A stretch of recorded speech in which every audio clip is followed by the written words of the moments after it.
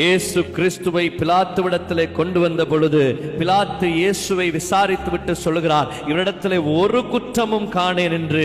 ஆம், நாம் ஆராதிக்கிற இயேசு பரிசுத்தமுள்ளவர். பரிசுத்தமுள்ள அவரை சிலுவையில் அறையும்படி சொல்லி கொலை பாதகன் கொலை செய்த பரபாசை விடுதலை செய்யும்படி ஜனங்கள் கூக்குரலிட்டார்கள். சிலுவையில் அறைந்தார்கள், கண்களை கட்டினார்கள், கன்னத்தில் அறைந்தார்கள், தாடியை பித்தார்கள், காரி துப்பினார்கள், குட்டினார்கள், தலையிலே அடித்தார்கள், தலையிலே முள்முடி சூடினார்கள், பாரமான சிலுவையை தோள்கள் மேலே சுமத்தினார்கள், வாரினால் முதுகிலே அடித்து உழுத தரையை போல ஆக்கினார்கள், கைகள் கால்களிலே ஆணி அடித்தார்கள், விழாவிலே குத்தினார்கள். எல்லாரையும் பார்த்து சொன்னார், பிதாவே இவர்களை மன்னியும், இவர்கள் தாங்கள் செய்வது இன்னதென்று அறியாதிருக்கிறார்களே என்று. எனக்கு பிரியமானவர்களே, ஏன் அவர்களுக்கு தெரியாதா? ஒரு பாவம் அறியாத ஒரு பரிசுத்தம் உள்ளவரை சிலுவையிலே அறைகிறோம் என்று தெரியாதா? ஒரு மனிதனால் தாங்க முடியாத துன்பத்தை கொடுக்கிறோமே என்பது தெரியாதா? ஒரு கொடூர பாவிக்கு கொடுக்கிற தண்டனையை போல கொடுக்கிற அளவுக்கு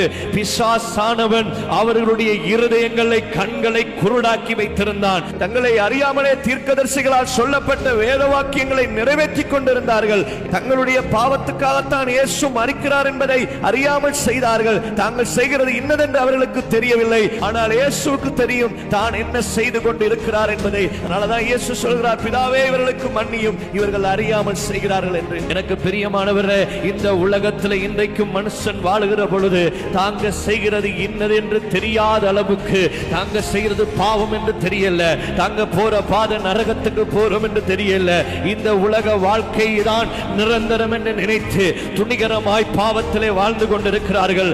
நமக்கு இந்த பூமியோட வாழ்க்கை முடிஞ்சு போறதல்ல. இயேசு இல்லாம ஒரு மனுஷன் பரலோக ராஜ்யத்துக்குள்ள போக முடியாது.